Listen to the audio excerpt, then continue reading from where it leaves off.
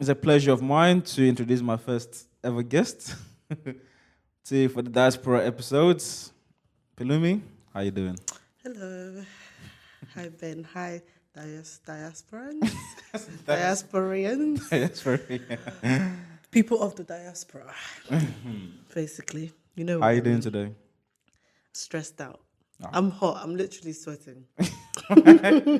Why? What's going on? I'm What's going sweating on? from within, Mm, boiling from within, mm. because I've just learned something that I should have learned um, through a book.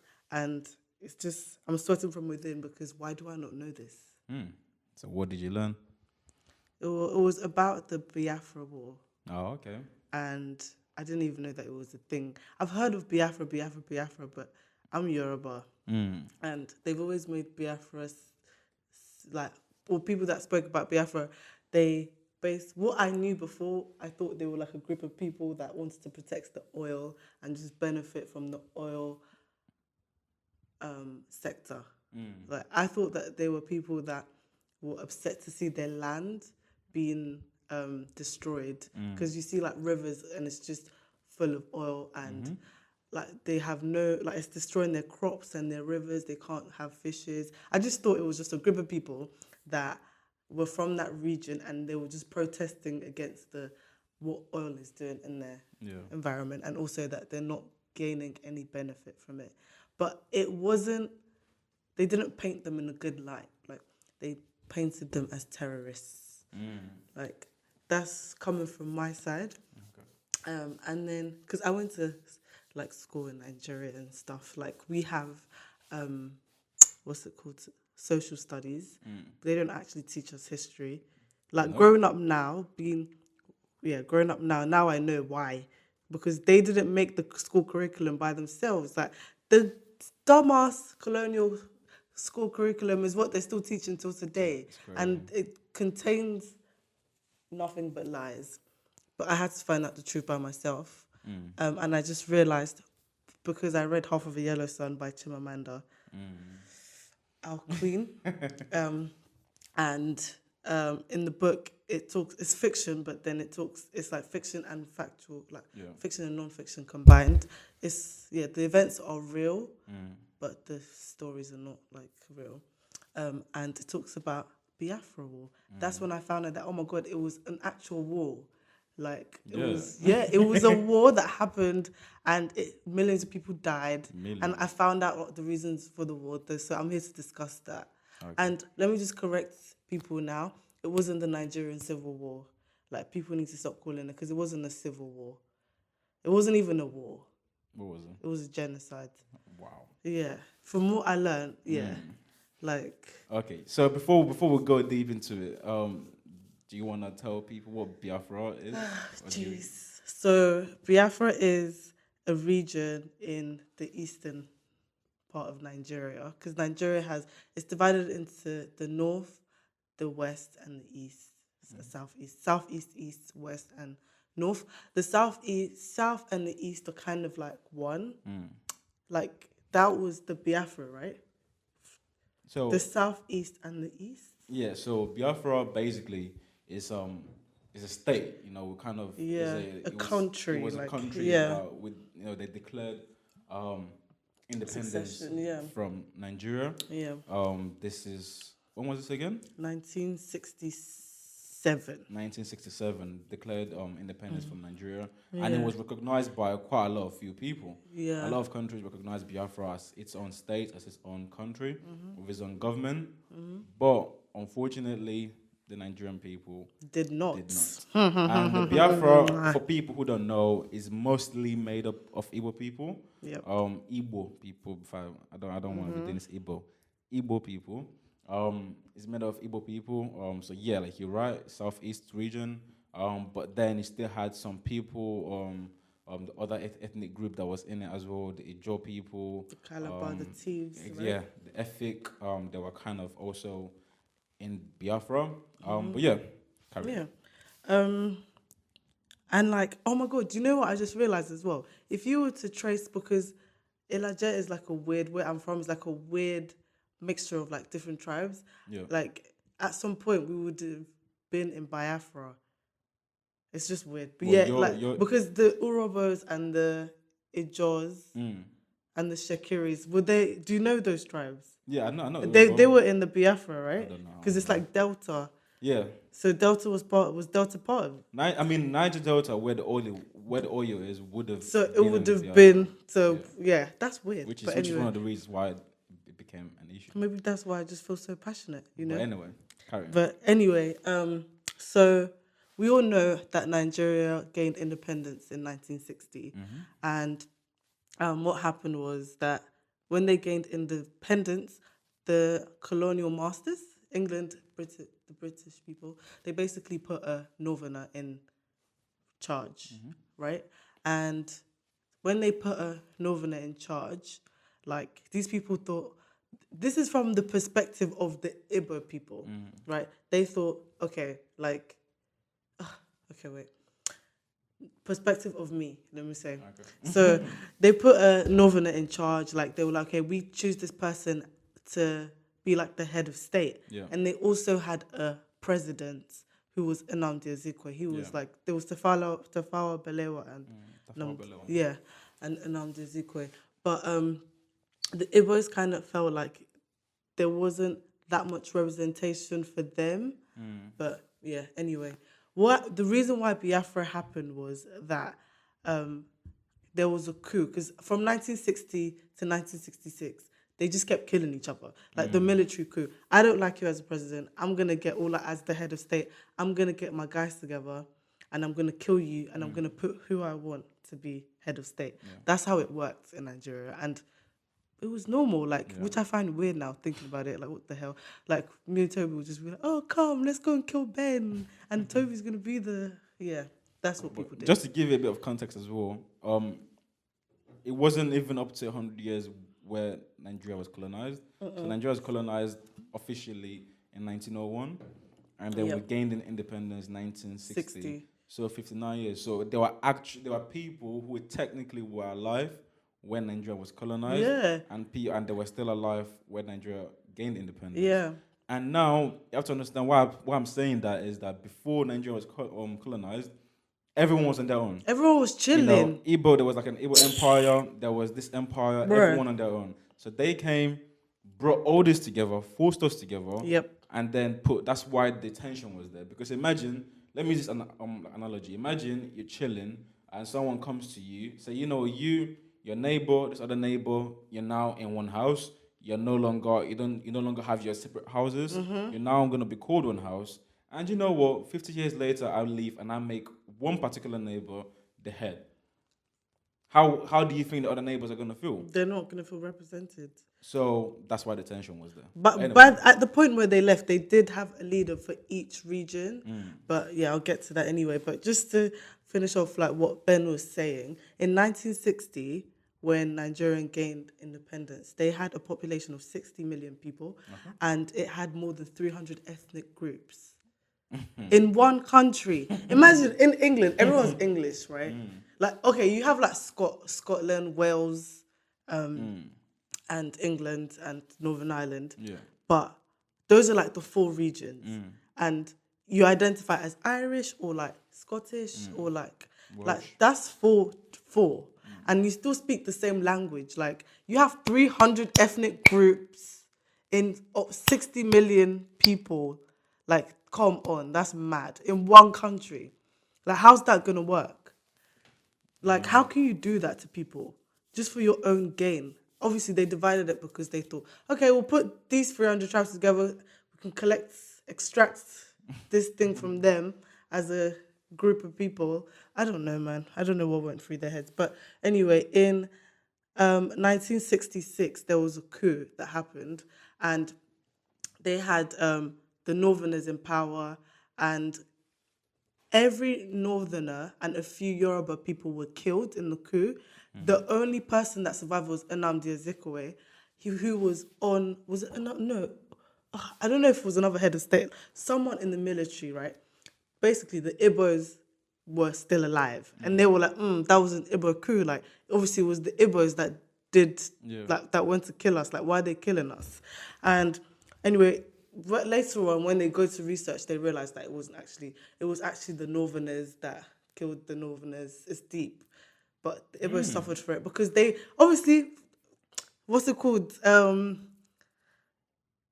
Village CIA. They were like, no, it was definitely the Igbos. Why is Ojukwu still alive? Why is it Nzogu still alive? Why is Nnamdi Ezekwe still alive?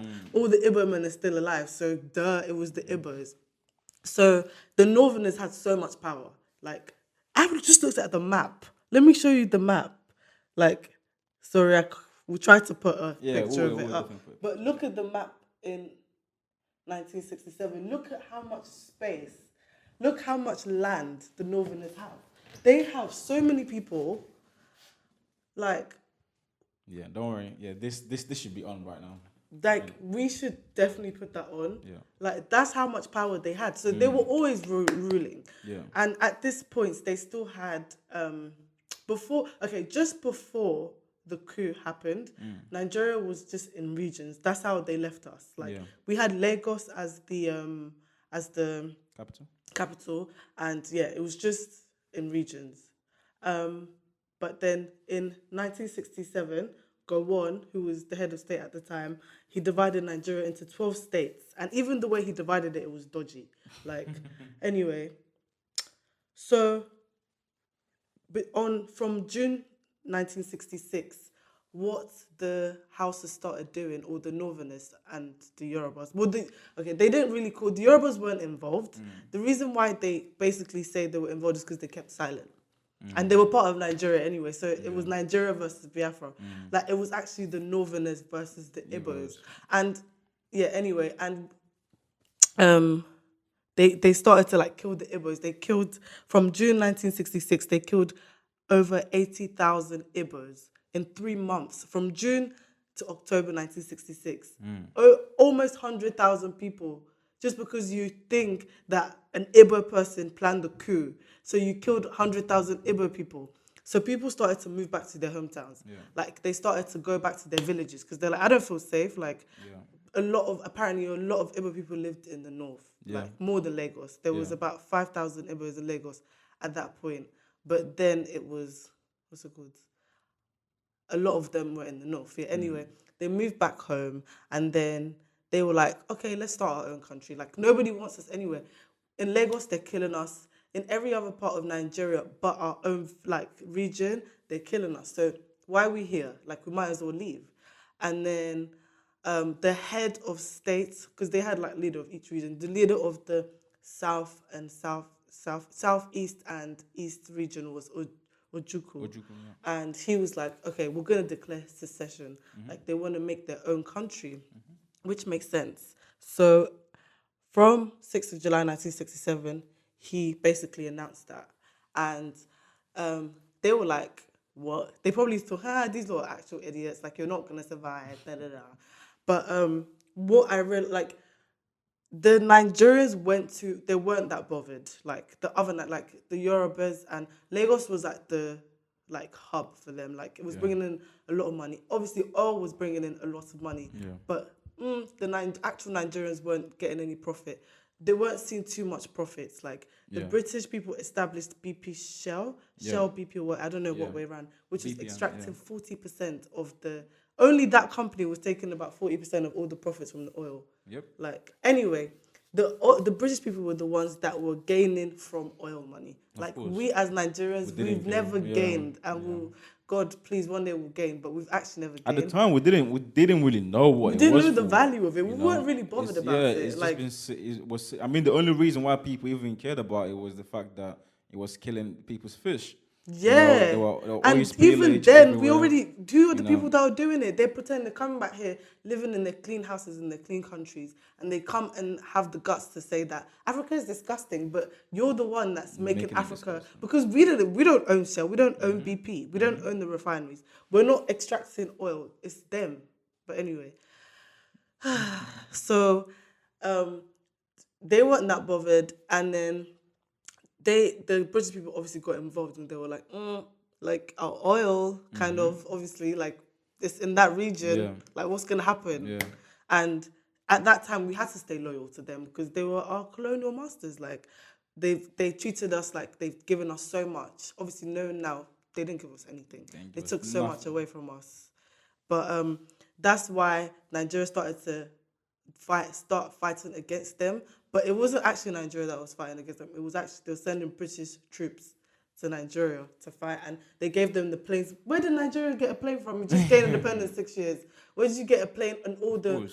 How did you afford to get all the war ammunitions? Like they couldn't afford that. Obviously, we know where this it came is from. still happening till today. You know, when you look at Boko Haram, how are these people that they've never went to school before suddenly they know how to operate tanks and RPGs and it's mad. You know how do they even own tanks? Where did they get tanks from? Where did you get it from? Where you as a Boko Haram Someone where is funding. There's definitely some funding going on. Someone is actually funding them. Carry on. Like back to the story of it. So, like, it actually started. Like, so just we established that it started because they were killed because of so it was the what's it called, the coup. They thought it was the Igbos. They killed loads of Igbos. Nigeria and Biafra was established. Nigeria was like, bye. British people said, no, go get my oil. So you have to fight for our oil. So anyway, then the war started. Like they started to try to fight against them. And then Ojukwu was like, okay, let me start an army. They started an army. Like they started to put things together. And unfortunately, they fought the war for 3 years. It ended in 15th of January 1970. The military actually only killed 45 to 100,000 Biafrans, like the Nigerian military, but 2 million people died from hunger.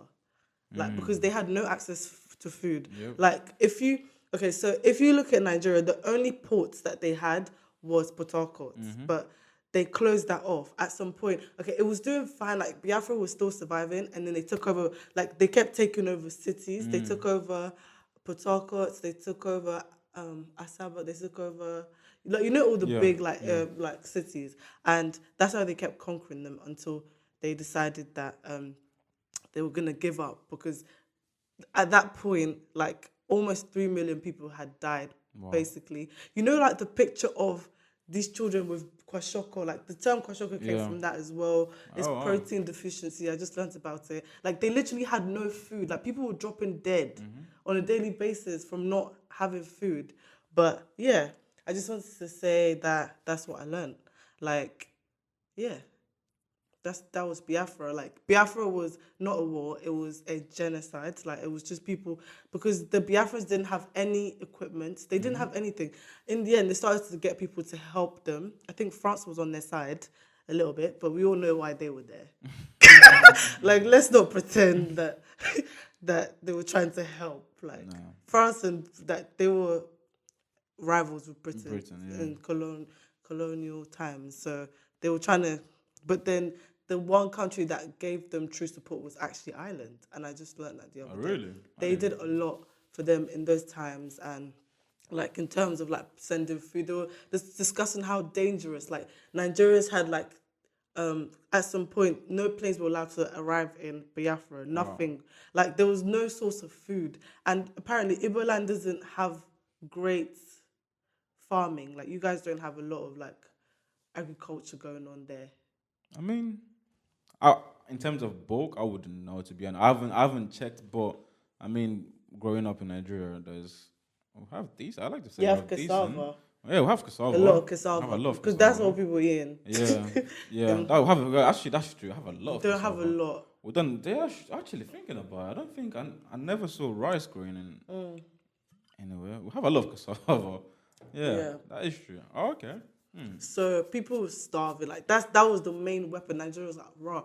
Okay, they actually don't have anything. So if we just block every source or any way food can get there, like the Irish people was talking about how they were basically risking their life to go and drop food off because the Nigerians were flying in the air. So any plane they see, they're shooting it down. They don't care. They don't want you to help. And their runway was weird. Like when the plane is about to land, they quickly turn on the lights.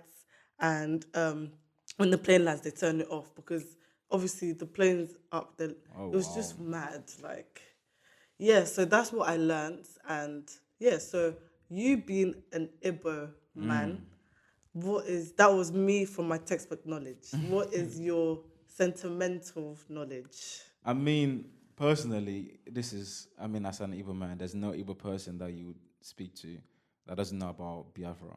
But I'll be lying if I said I've studied it and I know about Biafra like the back of my hand. But I've heard the stories, I've heard the war crimes, I've heard, you know, Do you want to tell us some of the stories that stuck to you? Oh, so I mean, my dad was alive during Was the he? How Biafran old was War. he? I At think least he was about 20s. no, it's quite young. He was a bit young at the time. I think he was about like a teenager, about 10 or so. So he was alive at the time, and he used to tell us stories about just how messed up things were, and the fact that at any time you don't know there was like bombs being thrown any place anywhere. Literally, people you'll be chilling. Next thing you know, there's How did they people running. survive? That's the thing. That's you don't know. Like you really don't know if you're gonna make it to tomorrow.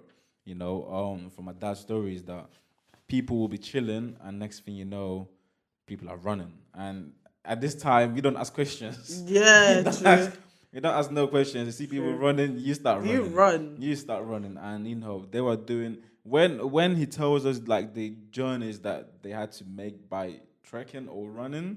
When I think about it and I remember doing those journeys with a car, I'm like, what? How? Like they were making a journey that would take a car like 45 minutes to an hour, and then making this on foot. So you're looking at half a day to, Oh my God. of just, and this is not half a day. You're going on a hike. Just half to a get day fit. of just to get fit. You know what I'm saying? This is half a day of not knowing if you're gonna reach where you're going and not knowing if you're gonna survive. Um, um, the next day. And I mean, Ojuku is someone that again, and every Igbo person knows about. He was meant to be like the president of Biafra.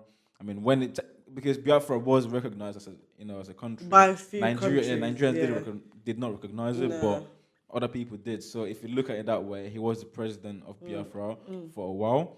And he's someone that's a story. I don't know if it's true or not, but it's a story that he has hairs on his palms.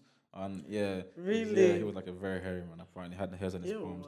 But anyway, there's a lot of. His dad was the richest Yeah, black he man was. He was. at some point They or were something. filthy rich. Yeah. They were very wealthy. So I was thinking his wealth probably sustained Biafra. Definitely. Because they had nothing, and really. he was still wealthy after Biafra. Yeah, as well. but they took a lot of their money because Definitely. apparently after the war, all the Igbos, because the banks and stuff were in Lagos, their bank accounts were empty. Anyway, but I'll let you continue. But yeah, so the story, from what I've heard about Biafra, it's just not nice. I mean, I see a lot of Igbo people saying they want Biafra, and Why?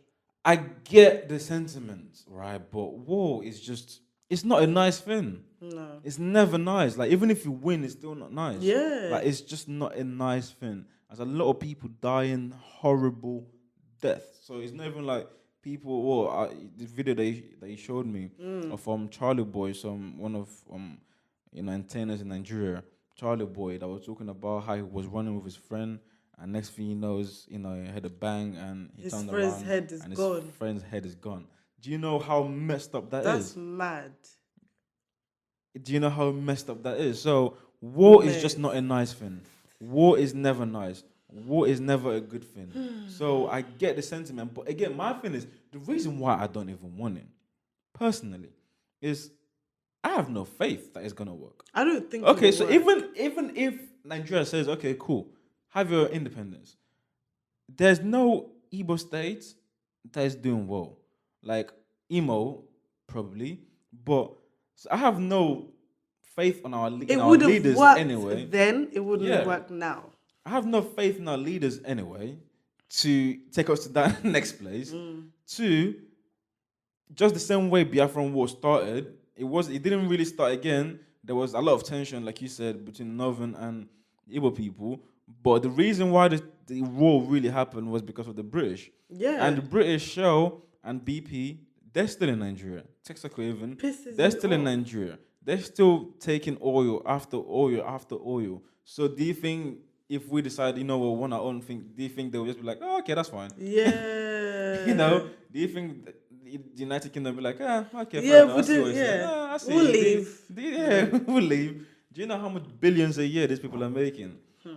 And when it comes to money, once money is involved, people's conscience It's is gone. gone. People would not blink an eye to watch 30,000 people die if it means they get to keep the status quo. That is one thing that honestly worries me, is the fact that how far these people will go to keep the status quo. And you have to understand, like, it's now in a part of them. It's now their nature. Like the way this country is run, the way the Western world is run, is a part of, like, is now a part of their life. It's their lifestyle. So us taking, technically, we will be looked as the bad guys for taking away their lifestyle. That's Do you get what I'm saying? Because this whole Western world is run in Africa. That's true. Every Western world will be hated. is run on Africa. The resource, everything, and Asia is from Africa. A lot of things from Asia as well. You know, so if we say we want it back, do you think they will survive? No, they won't survive. And do you think they will let us? Okay, that's fine. You know, we've eaten enough. You know, you never fool. So we'll actually technically be looked as the bad people because we're taking away from the children. I don't want to take away from their children. That's not my aim. I don't want anybody to suffer. Like, I want everybody to be fine. I want everyone to be okay. I don't want to go and I don't want them to suffer for all the people that are alive now. They didn't have an input into what happened then. I don't know if they'll make the same. Now? It's still happening right now. What is happening right now is happening right now, right? It's a difference. Like, it's the continuation. Yeah. But, like, I don't think that I want the people that are still doing I just want to teach them that this is wrong. And I want them to actually tell their people the truth. Like, I mean, what's happening right now is just like a covert version of what happened then. Because like I said, like I'm saying, it's again, why would they? Because, okay, the only way it would work, let's say the only way it would be normal and it would work is if, for whatever reason, the trade, like, we'll actually start making trade with, you know, the Western world, and it's actually not exploitation, and we're both gaining. But then the thing is, for them, is why would they pay a fair price for something when they could just take it for free? That's true. Do you know what as well? Do you know what I'm thinking as well? You know how, like, Nigeria is corrupt, Africa is corrupt, whatever. Like, why is it that we were only so corrupt when they came to colonize us? Exactly. Like, I feel like they taught us corruption because the way the slave trade even started working was they basically picked out, or they dealt with the tribe leaders and said, "Look, I'm gonna give you all these things in exchange for people. Imagine selling your brother. I'm gonna give you a mirror." Over a mirror, because they tricked you into thinking that it makes you... Anyway. Like, they started from the roots. Like, they were so smart with it. But the thing is, my thing is this, right? It's all down to oppression and marginalization. Look, like I was saying about, you know, with my rant earlier on, the reason why we behave the way we do is because we've been oppressed. We've been marginalized. So all you think about is you. When you don't know if you're gonna survive tomorrow, do you think you'll be thinking about your neighbor? No. So we need to change that, though. But like, the thing is, that's messed up. It's unfortunate because, like I said, the only way we change that is by taking back what is ours, and they will not let us take back what is ours. Even if they mean killing the people that have our leaders now, they wouldn't let us have what is ours back. Do you think the Western world would blink an eye if they just nuked the whole of Africa if we decided, you know what, we want our things back? They'll actually throw a nuclear bomb on us, like. So and they'll probably be like, "Oops, we don't know how that happened."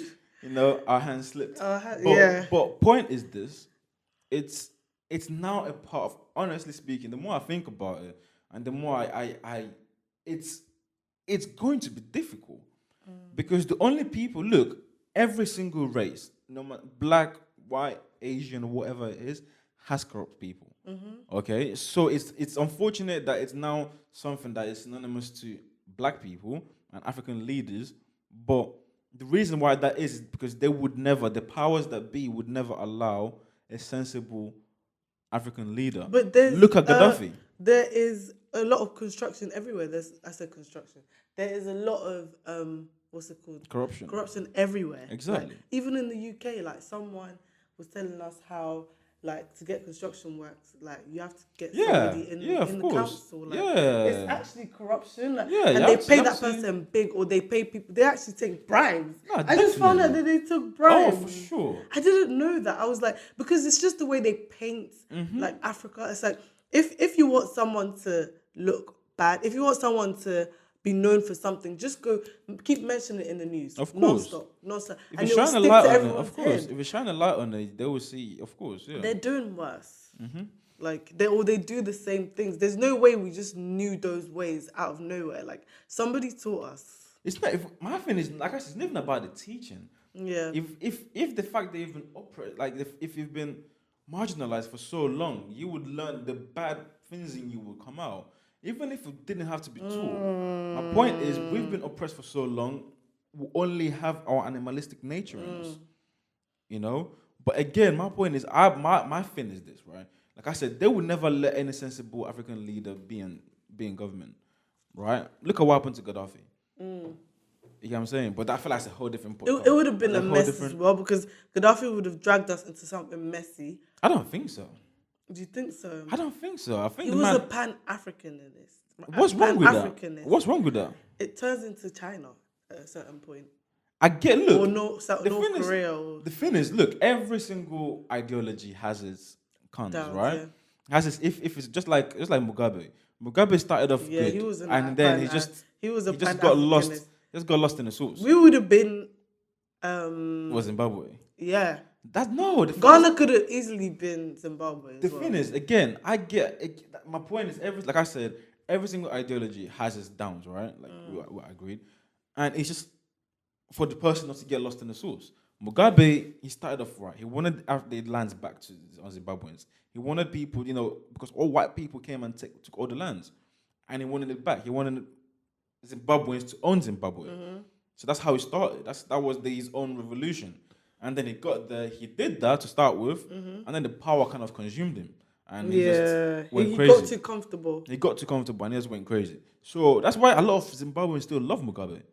That's weird. Even though he's done messed up things, but if you look at his ideology that he started with, it was very good. So yeah, I could see why people would have doubts with Gaddafi. Thanks. I could see why a lot of people have doubts with Gaddafi, because the man was also very prideful. He was also very boastful. You know, like if people don't know about Gaddafi, I'm gonna give, because this is him. His death is what opened my eyes to understanding that everything is not the way it's painted to be. Propaganda. You know, everything is propaganda. Everything is, you know, when the media is talking, the media is just chatting a lot of nonsense. Gaddafi, again, before he died, I was one of the people that was saying, yeah, they should kill that man. The man is a dictator. He's wrong. He does this, he does that. But when he died, and I actually started reading up on him, and I started learning more about Gaddafi, I was like, oh, so this is why they killed him. Why did he die? How did he die? Oh, you need to see the video. Oh, what, it was an execution. Oh, why? Oh, no. Let me show you. Just 1 second. No, I don't want to see it, man. It's deep. It's not. They didn't show him being killed, but just moments before he got killed. Okay, go on. Do you want to see it? Oh, okay. Can you pull up? Let's put Gaddafi mob or something like that. You will see. Was it like a execution that was ordered by law or something? Nah, sorry, the rebels. It's 1 second. Yeah, that one. Yeah. Okay, no, that's not. Sorry, no, that's not. Go back.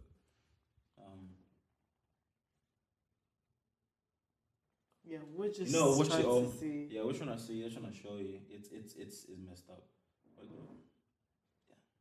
Yeah, that one. Oh my god, that's a scary one. I think I'll tell you to. What's it called? Because it's like age restricted. You signed it. Yeah, that's the one. Yeah. Anyway, it's crazy. This video is crazy. It's so bad. It's so bad. Oh my god. It's so bad. This was one of the richest men in Africa. I can't even watch it, Oh, man. don't worry. This video will be on the screen right now, but Nah. it's so bad. This was one of the richest men in Africa, and look at the way they were treating him. Why? This is the rebel. So okay. Yeah, nah, yeah, don't. Yeah, this is Okay. it gets bad. What do they do It gets here? they put him on on the car and they drive him around. The man he Wait, got how messed did up. they? Okay, so I need the backstory So of that. let me 'Cause I'm give so you the let me lost. give you the tale there of Gaddafi. So Gaddafi again, the leader of Libya. Let's put it that way because he wasn't really a president because he's been there for like a long time. So Gaddafi obviously in Libya, prior to his death, when he was in power, you have to understand Libya had free healthcare, they had free education, they had free electricity. If you get married, this bit I don't know. I heard that I need to cross check and make sure it's factual. Apparently, if you get married, you get given a car, 2 cars, and a house by the government, and they give like 1,000 whatever their currency is every month, just for getting married. No, I would get married. yeah, but this bit I need to check it. But apparently, that was so. But the point is, the country was very well run. But again, no matter how good of a person you are, you would have people that don't like you. That's just life. If you go on YouTube and you see an entire baby laughing, you will still see what's it called? People will still dislike the video. Yeah, of course. So even the cutest thing, people still Happiest moment of my life. People don't still care. dislike it. So point is, he still had people that didn't like him. So he still had rebels, people that was fighting or going against him.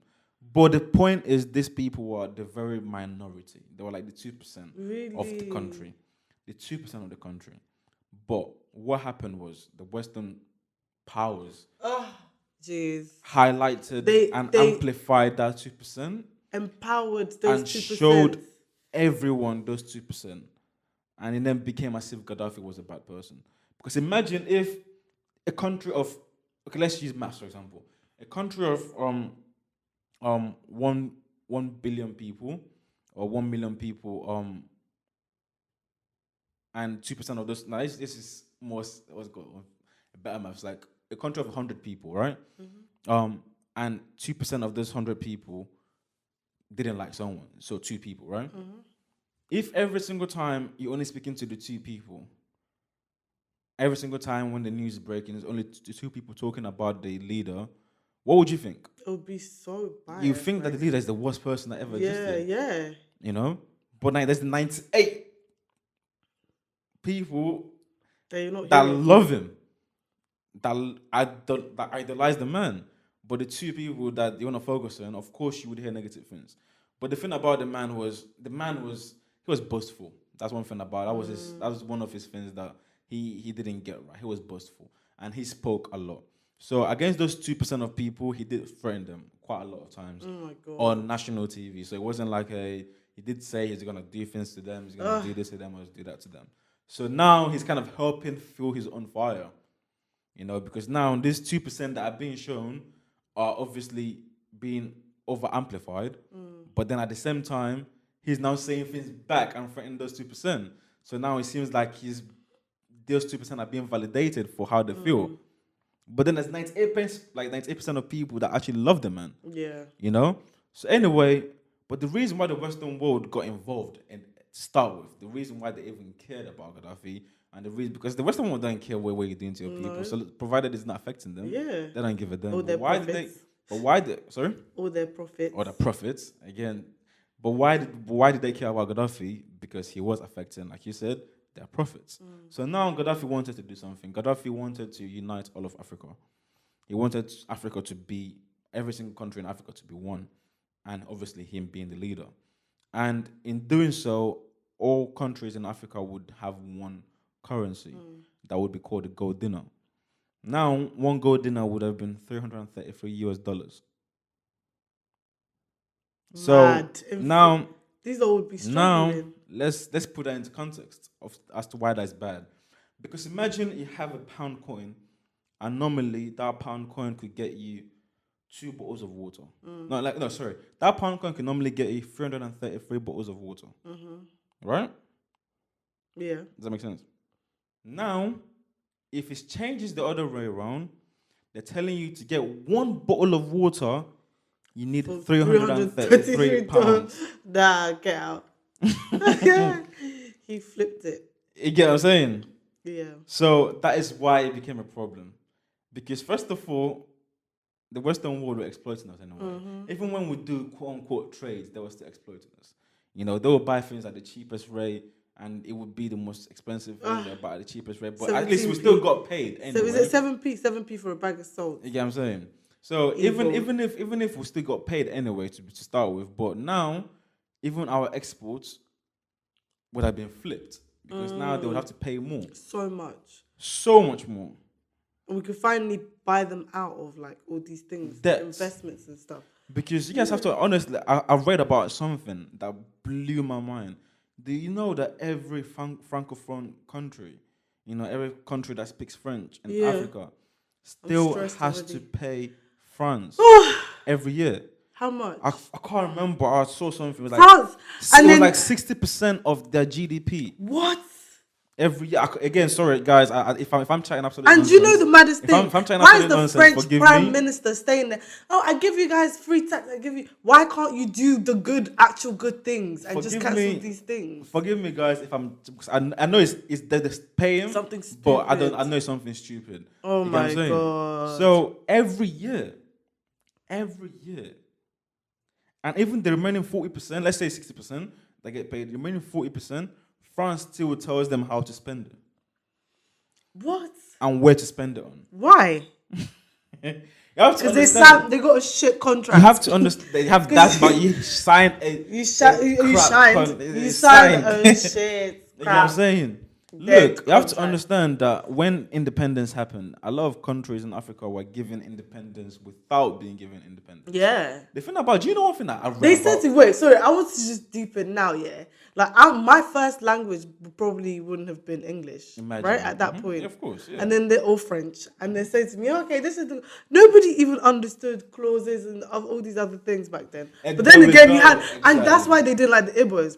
Apparently, the Igbos were very smart. They were super educated. They were very smart. These were rich. So they were sending their children to the same school as the white people's children. And they're coming back with like these crazy knowledge.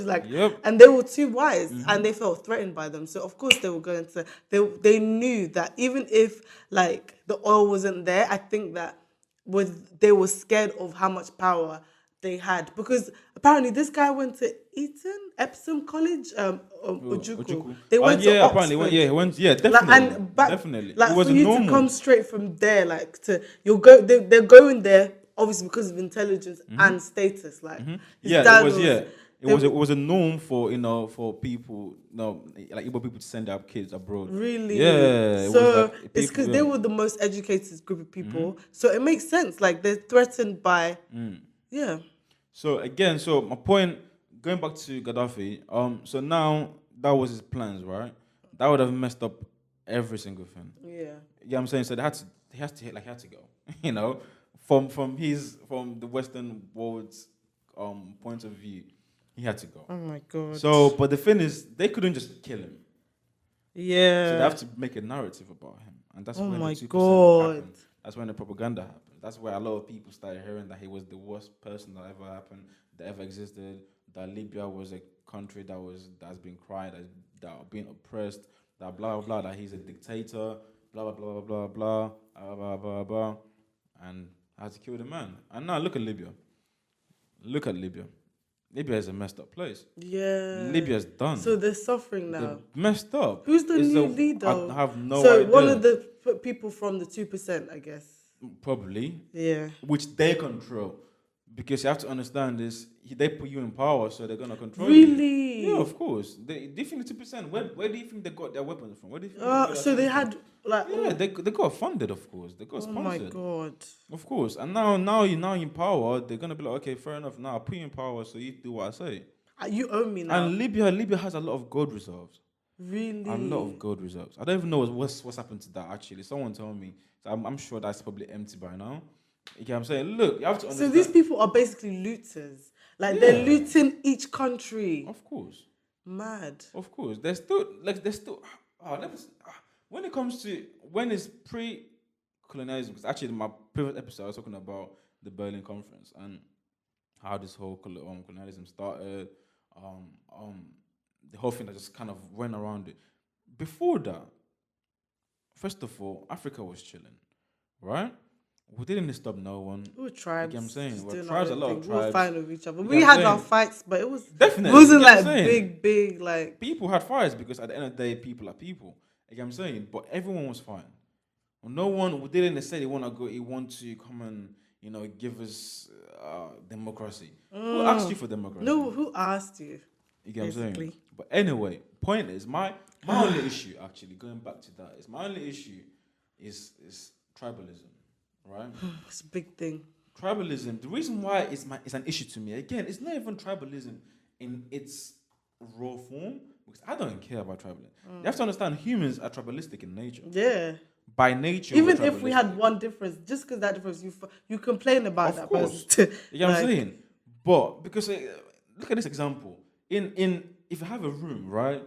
It will like okay, black people will go to one side, and then white people go to one side, and then in that people will form little more groups. Okay, you're black. Are you Caribbean black or you're African black? Then they'll go to that side, and then in Africa they'll be like, okay, are you West African or are you South African or are you Northern African or are you this? They go to that. Let's say they go to West Africa. Are you Ghanaian? are you French speaking or are you You English know what I'm saying? speaking? English speaking. Go to that Are side. you Ghanaian or are you Nigerian or are you from Togo? Whatever you go. In Nigeria, okay, are you Yoruba? Are you Igbo? Are you Hausa? You go. Now I don't know about Yoruba, but Igbo. Are you from Enugu? Do we have regions? Are you from or- Imo? Are you from? I'm saying I don't know Yeah. how bad it is. I Yeah. know how bad it is. In Really? Igbo. Yeah, You guys have like. yeah, I mean, beef? if back in the day, a lot of old-fashioned parents, first of all, they wouldn't even let you marry outside of Igbo culture. Number one, and then number two, there are some parents that not only would they not let you marry outside of Igbo culture, they wouldn't let you marry outside your state. So if you're from Enugu, you have to marry someone from Enugu. Why? I don't know. It's just it's a whole culture thing. That's a whole different thing. But point is, so we're very tribalistic. You get what I'm saying? So now, are you from Enugu? Are you from Imo? You go there, and then even in Enugu, are you from this part of Enugu? Are you from that part? So point Chill. is, tribalism is natural, and it's not just exclusive to black people. Even white people do it. You get what I'm saying? Look here, Scottish, Welsh, Irish, English, and then in England, Even neighbor. Oh, I don't like my neighbors. there's then Cockney, and then there's House, There's a and posh then people. there's Porsche, there's this, and even in that, you get what I'm saying, there's still you're from Ken, blah blah blah. You get Ken what I'm is saying? dead. You get what I'm saying? And then So within Ken, I'm from Canterbury. I'm from Gravesend. so it's natural, but the reason where we as Africans fail when it comes to tribalism is we allow it to affect the economy. Because with white people, they don't care. Whether you're from this or that, we'll come together, we'll make things happen. We'll come together, we'll make the country work. When it comes to banter-wise, we'll banter it. We'll talk about, we'll be like, you're from Scotland, blah, blah, you speak like this, you're from Birmingham. No, I'm from Birmingham. That's my only accent I know how to do. But anyway, you're from all this. But when it comes to economy, when it comes to making money, when it comes to making the country move forward, they put all that to one side. Yeah, but the white people came together and decided that they want to work together and they wanted to be under. Okay, I think that they had wars like back in the day, Yeah, of like course. I mean, like who Ireland- stays in what Ireland- region, but we were Ireland basically forced. Like we didn't have a say. Like at least they had a war, like to say, no, I don't want this, I want this, and we didn't have a say. We were just put together. They just said you, one country, you. Bye. Now we're gonna colonize you, teach you a few things. You can win your independence. We gain our independence after like 50, 60 years or whatever. Now, and they've been going for, my tribe has, let's say, because before that, deep it, Ben, people were actually working together. Like, other tribes were trading with each other. Other tribes were doing things with each other. I feel like maybe at some point we would have come together to maybe make a country because like the country thing started to become a thing. So maybe we would have gotten to that stage, but we will never know now. But most likely, but it's because we were forced to. We weren't given an option to, and even the way it was divided. Why? Why the houses in Nigeria? It makes no sense. When there's the Mali people. Yeah. Do you get it? Yeah. Like maybe they thought of like transportation routes. They thought about it Of properly, course, but yeah. how it will It was benefit divided. Yeah, them. of course, it was divided properly. It was cut up. Like what the hell? There are people in like Cameroon that have Yoruba dishes. Like Yeah, they the eat. people come Some people Igbo speak as well. Yoruba. Yeah, Like Igbo what as the well. hell? They And come. What was it called? The Bakassi Peninsula that were fought about the Cameroon and Igbos about this. I think it has oil in it. I can't remember, but yeah, there's a lot of Cameroonians that have some sort of Igbo culture to them, for sure, or the other way around. I don't know yeah, whatever you want to say, but yeah, even the way they feed, the way they their music and things like it's very like that's similar. crazy. So if they actually cared, Mm-hmm. like they would have divided it properly. But they don't care. They don't care. That's not what they care about. But That's anyway, happened though. when it comes to bringing it back to how we started about Biafra, Yeah. I don't again. It's happened. We've tried it. It didn't work. Let's just move on. At this point, I personally have no faith in any of our leaders to. When I mean leaders, I mean like Igbo leaders to take us anywhere. So even if it does happen, even if they say okay, go, it's still not gonna amount to anything. I just feel like at this point, let's take it on the chin. Okay, we didn't lose. That we got massacred, but point is, let's take it on the chin and keep moving And forward. yeah. But one thing that I do want to say though is my issue. My issue again. I feel like it's still. How long has it been since Nigeria had an able president? Yeah. It's been a very long, and they're trying to give us good luck Jonathan. That guy, well, he wasn't able, but point is, it's I don't know what it is. I just know that even in Nigeria, we have been marginalized for a very long time. But it is what it is. I still don't care. I genuinely still don't care. But again, I might be saying that because I'm privileged that I don't live in Nigeria. So I can't be coming saying it from my woe my decent life and saying, no, I don't care. But my point is, it's just going to result to another war. It's going to result to another conflict. Like it's so easy for another war to like. Definitely. That's my problem now because there's still people that stand this Biafra state thing, and Sure. my biggest problem is like apparently the people that stand it like that are behind it now, they're uneducated people. They don't know much. Yeah. Like a lot of the information they have is propaganda. Yeah. So if they were to lead these people into another war, it would be dangerous. I think what needs to happen now, because apparently, so what happened was the war ended because Ojukwu said, "Okay, we give up. We'll come back to Nigeria." Too many people are dying. The next day, the Nigerian policemen started coming in. They started to bring food back in. Obviously, these people are hungry. Like they're taking the food. They just want to come back and to like try to merge back with society. But there was no apology. There was no I'm sorry for the amount of people that died. Like the way they deny things is mad. Like if you watch the interviews of the other states, like they control the media of the news that were going out. And they were like, oh, not that many people died. People were dying of hunger. That was about it. Like they were saying things like that. So they need to go and apologize. We come here and we talk about reparations, sorry. Yeah. But we should give them not even reparations, but just apology, and that would at least help us start gearing towards a united Nigeria. At the moment, it's not united; it's very divided. That's my one thing. And the last thing that I want to say is that it really, really annoys me that it's not taught in schools. Like it's our history; we have to know about it. And also the other part, the Yorubas and the houses don't even want to acknowledge it as part of history. Like it is part of our history. Like if Igbo is part of Nigeria and we call ourselves a country, then we have to teach it in our schools and like let people have access to the information. And yeah, hopefully one day we can start learning the truth in school and we can stop learning about Lord Lugard. I was about to Social say, studies. imagine I was in wasn't in Mungo Park. I don't care about these people. They didn't discover nothing. Yeah. Actually, even saying that, apparently, I saw somewhere today that the person that actually not discovered, but had the recipe for Jack Daniels was a black man. I'm not shocked. Was like a slave. Was a slave because it tastes too good. The one that they use in TGI Fridays. Yeah, no, well, not Jack Daniels like the drink, not the. Oh, I thought you meant the sauce. Yeah. Jack Daniels the drink. Yeah, it was actually apparently it was a black man as a slave back in the day, of one of the founding fathers of I think that actually had it, and then he just took it as his own and said that it was mine.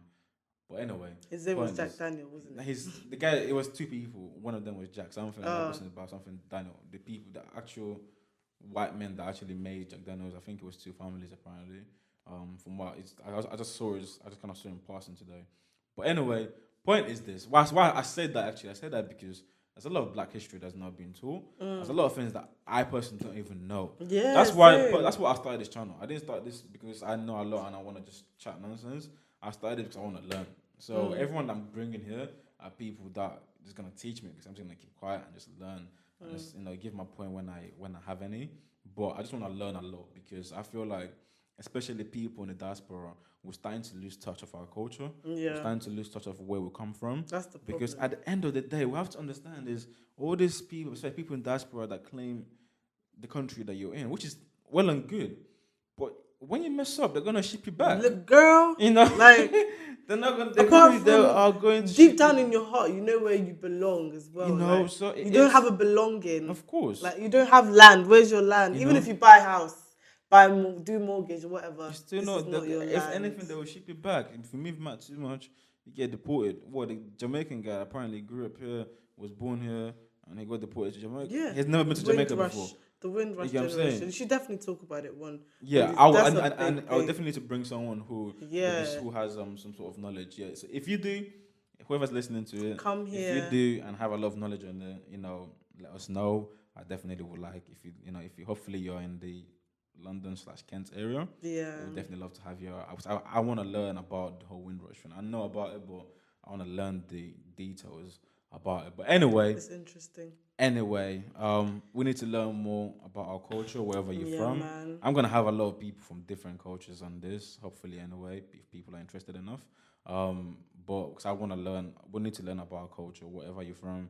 Ghana, Mali, Zimbabwe, South Africa, even Jamaica. Even though you guys are trying not to claim Africa, Lol. we still are Africans. I don't care whether you like it or not. Yeah. But anyway, that was more fun. But yeah, thank you, Pelumi, for coming. It's okay. I hope to come more because I'm very passionate about this type of this topic. Just even if I won't come, I'll come and listen. I'll be your number one fan. Yeah. Okay, thank you guys. Shout out to the studio staff on job. He's great. He's a great human being. He is a great human being. Man like tea. Man like tea. Thank you guys. Talk later. All right.